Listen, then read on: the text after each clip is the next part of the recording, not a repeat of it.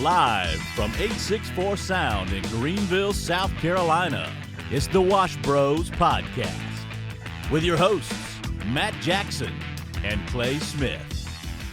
What's up, guys? It's Matt Jackson. And I'm Clay Smith. And we are the Wash Bros.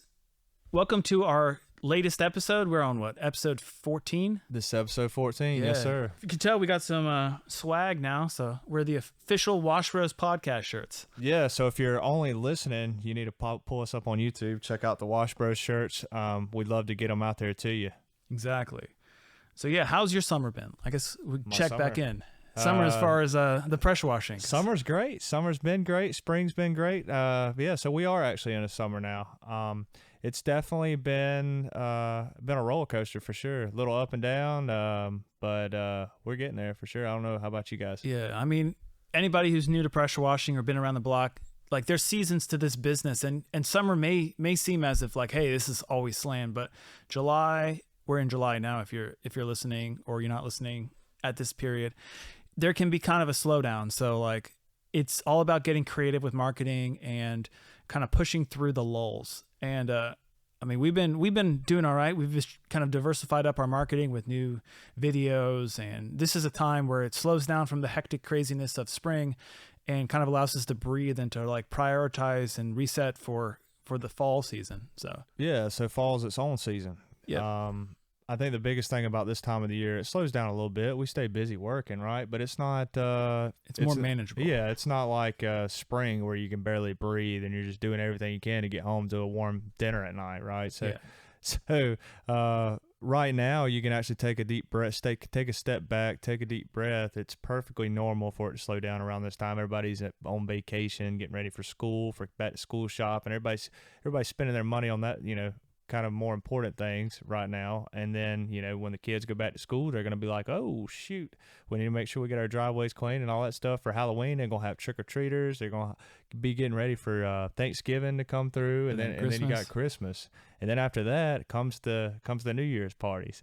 Exactly. So it's all about like figuring out where you are in the sales cycle of the business, and like, hey, if you're sweating right now because you're stressed out about, oh man, I'm struggling to get jobs right now. I see other people out here really busy, but I'm struggling. My phone hasn't rung, or I'm not fully booked out like I normally am. Like, that is normal for this time of year. Yeah, so it's just important to like have a game plan to attack it and not just sit around and become a victim. Yeah. How can I be productive? Like, old Pat Clark, our last guest we had on here, he's a Goya, so get off your ass. Exactly. It's like, hey, when you're slow, it's on you, so you need to get out and figure it out. And I did take a couple lessons from Pat, being such a digital marketing kind of Google SEO type of guy. I don't like to be feet in the street as much, but like he was saying last episode, that what's going around right now is it's such a saturated industry. So if you're like feet on the street and you're out and about in neighborhoods, that's the best way to get clients. And one of the things I've been telling my employees, we got like door hangers. So we've been passing out door hangers when we're on jobs and passing out cards. And it's been a good way to fill up an extra couple jobs a week. So kind of, if what you're doing on social media isn't working like it used to, try to get in front of people, and just, you don't have to go like door knock an entire neighborhood, because I know that's kind of intimidating and soliciting. But if you're out on a job, make sure to, like, we call them 5 rounds. You go around, you see who's in the neighborhood, wave to people, be nice, and pass out cards when you can, and just be a good human being. So that's kind of how we've had to pivot, just to kind of stay afloat with all the lulls of the seasons. Yeah, I think that's what people like to see nowadays. Is you're not just a crazy salesman that's going to walk in the door kind of like a rainbow vacuum salesman, but somebody that's like I say, a good human being. How can you stick out differently than the next guy? Because there's so many of us out there, right? So we want to do what the other guys aren't doing. We want to stick out further than the other guys. We want to be different. So I think that's the biggest thing. Just try to be doing something different than the other guys. And as I've said before, activity breeds activity. So if you're sitting at home, you're not getting seen, you're not getting noticed, you're not going to get any work that way. You got to sit back and you got to take a deep breath and just figure it out. Exactly. And if going door to door or talking to people makes you scared, that means it's something you should do. A thing that I've learned is pretty much anything that makes me nervous is something that I should be doing. And it's like, hey, go out there. You don't have to harass people. You don't have to be awkward, but get uncomfortable and create some form of like forward activity that's going to move the needle. Shake hands, build relationships. That's the name of the game, really. It's more important than spending any kind of money you can on Google ads, any digital ads, is shaking hands. The people you know has been the biggest part of my success. Yep. Building relationships. And especially in times where it's not the peak of the season. I mean, I've been blasting out ads. I've been looking at my Google ads and my Facebook ads and restructuring a lot of things. And the metrics are great. However, they're not converting because people aren't interested. So the best thing to do when people aren't interested in seeking out your service is to go to them. And then you're essentially like creating a need with them. So that's where the in-person is. That's the benefits of that. And some people, they just need to be educated. So I mean, you never know. Some people might not know that a typical house wash should be $300 or $400. Some people might think it's going to cost them $1,400-$1,500 to get their house washed. Their property clean. So if they're educated, maybe they're realizing they could budget, in the next month or so for them to come out. They'll be like, hey, remember that conversation we had that I wasn't interested? Now I'm interested. And they have that flyer, they have that postcard, they have that business card, whatever you left with them. You want to leave something. My biggest thing here lately, I had some leftover postcards. So instead of business cards, I've been giving those out. So they're going to notice that big postcard more than they're going to notice a little business card that's probably just going to end up in the trash in the middle of other mail that they're just going to throw away. Yep. So if I got something bigger that's going to stick out, it's kind of like having that big floaty on the end of a boat ring. You're going to find the boat key with that big floaty on the end of it, the big buoy. So how can you be noticed? How can you stay noticed? And here recently, I just got my truck wrapped, so that was a big growth point in my business. Exactly. And sometimes, not sometimes, I can really tell that it has made a big difference. I mean, people are looking at me more. People are more aware of what is going on. I don't have people coming and tapping me on the shoulder wanting my information. They actually see my information. They don't have to come tap me on the shoulder and scare the crap out of me when I'm running the heavy equipment. But pretty cool wrap.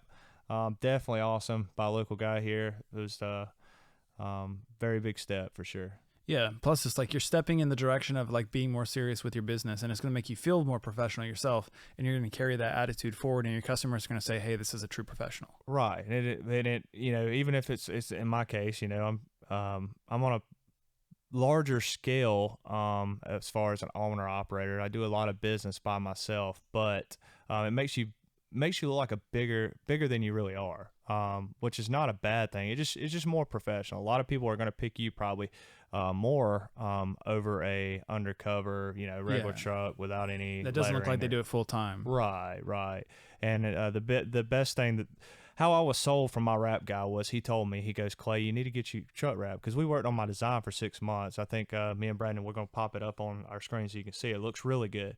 Mm-hmm. We worked on the design for 6 months, and he kept pushing me. And the biggest thing that sold me was he told me, he said, Clay, right now, he said, no offense, but you just look like a fly by night. Yeah. You're like a fly by night guy who's like, hell, you do it all. And he said, you just look like a family member coming in just to pick up a trailer, like a pressure wash trailer. You don't look like a legit company. He said, let's make you legit. So finally, there you go. I found enough time in my schedule to get it done. Right. I was like, nice clothes there. Yeah. So it blends in with our uniforms, and it's awesome. You know, like you got neighbors coming out the door now, wondering what you're doing with a big blue truck.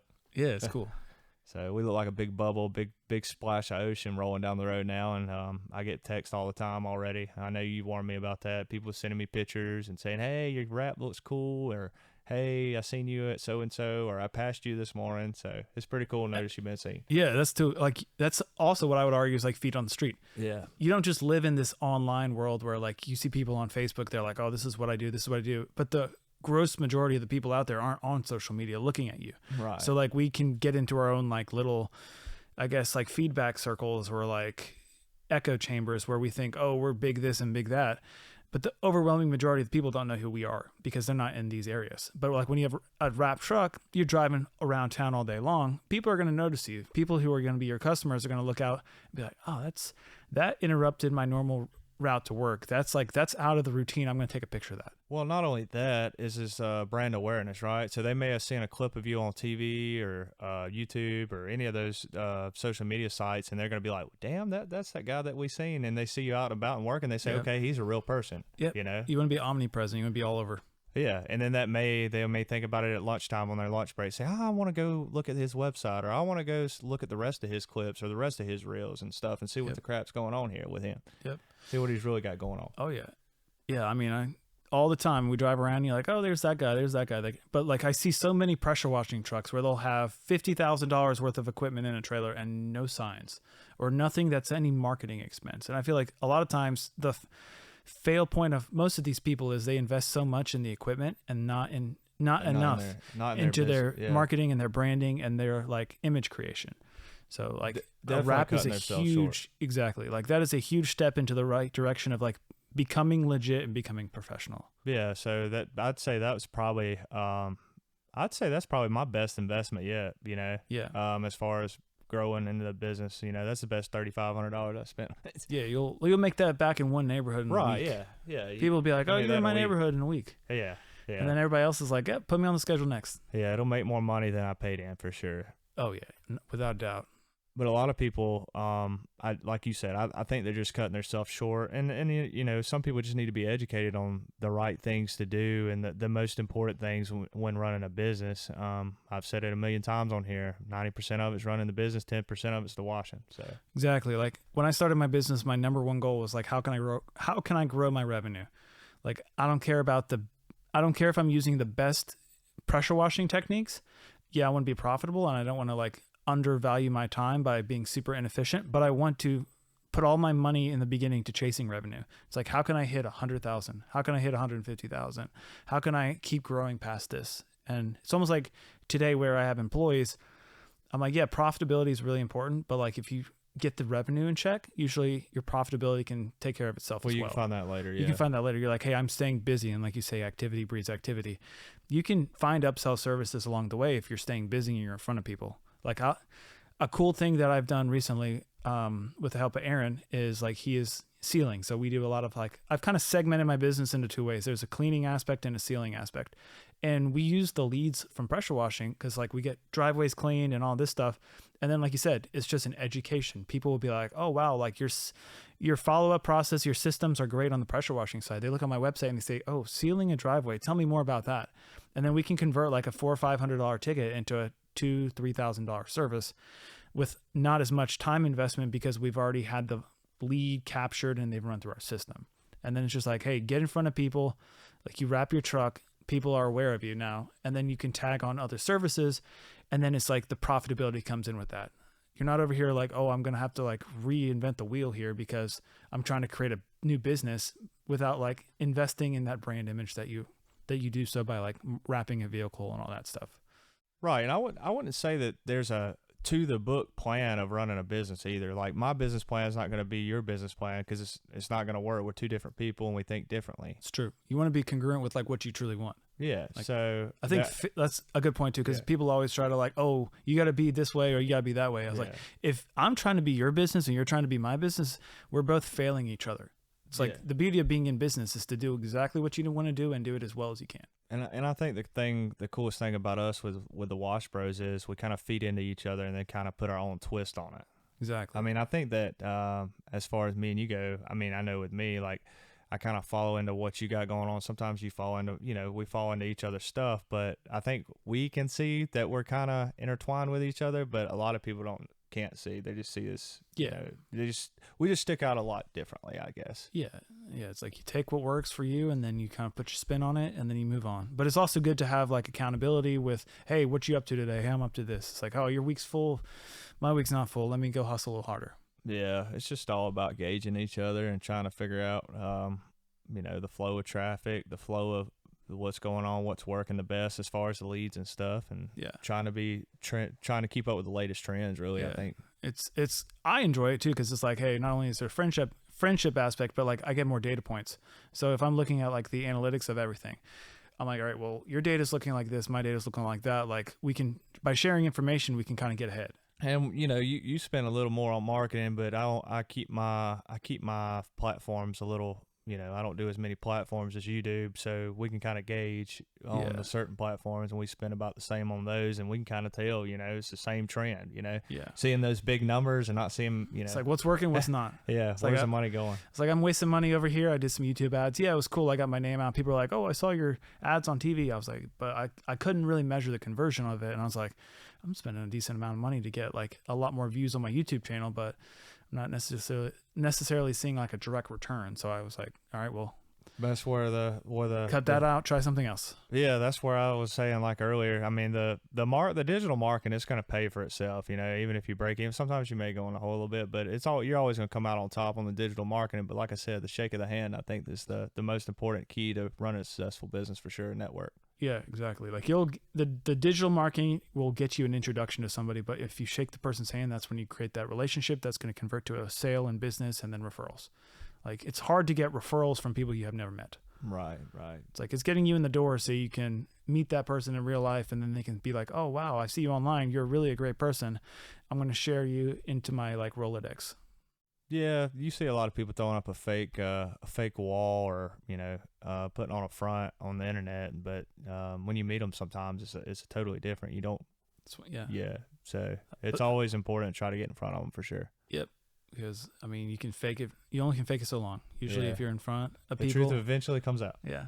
So if you're trying to grow your business and grow yourself as a business owner, you got to get in front of people, and you can't just live behind the keyboard. Yeah, just be true to yourself and be who you are. Really, that's the biggest thing that's helped me. I mean, I've made a lot of friends and I've made a lot of enemies. So probably more enemies than friends. But that's good. That means you're not fake. Right. Because if you got too many friends, it means you're bending.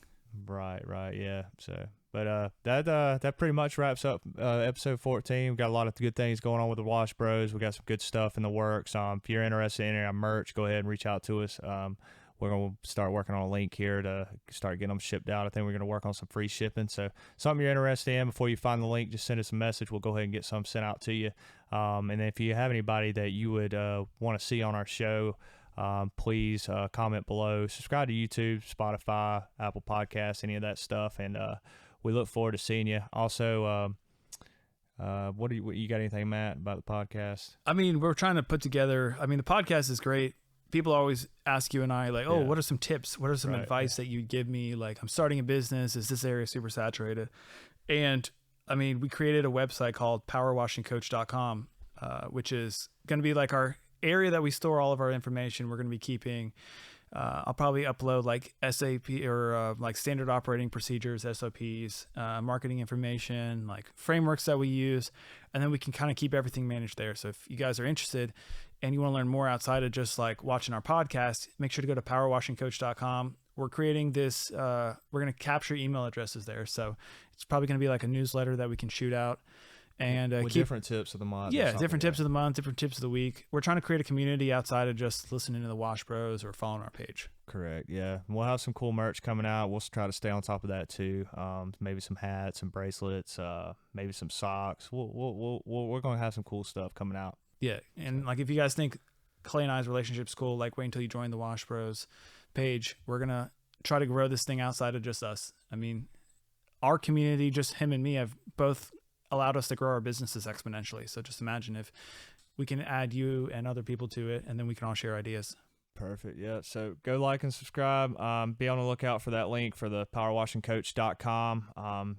It's kind of in construction at the moment. We're building it up, and that's where you'll be able to find a lot about us. So we look forward to seeing you on episode 15. See ya.